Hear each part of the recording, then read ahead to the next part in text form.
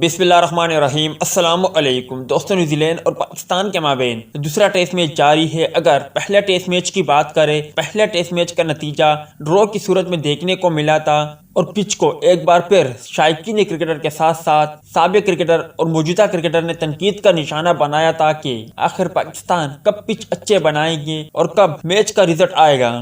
آج New Zealand اور پاکستان کے مابین دوسرا ٹیسٹ میچ جاری ہے۔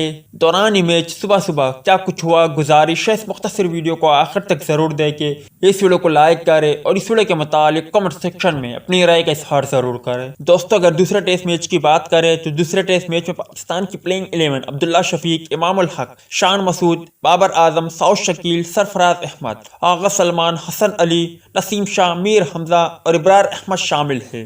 دوسرے ٹیسٹ میچ میں نیوزی لینڈ کی بلے بازی جاری ہے اور نیوزی لینڈ نے اب تک 17 اوور میں 75 رن بنائے، ان کا کوئی کھلاڑی آؤٹ نہیں ہے۔ ٹام لاثم کی بات کریں تو وہ 37، جبکہ ڈیوڈ کانوے بھی 37 رنز کے ساتھ کریز پر موجود ہے۔ پاکستان کی جانب سے حسن علی نے 5 اوور کرائے، جبکہ نسیم شاہ نے 4 اور میر حمزہ نے 4 اوور کرائے۔ تاہم یہ چاروں باؤلر اب تک وکٹ لینے سے محروم رہے۔ تاہم کوئی امید ہے کہ اس پچ میں بدلاؤ آئے گا اور اس پر فاسٹ بالر کو فائدہ ملے گا اور اس میچ کا نتیجہ لازمی طور پر دیکھنے کو ملے گا۔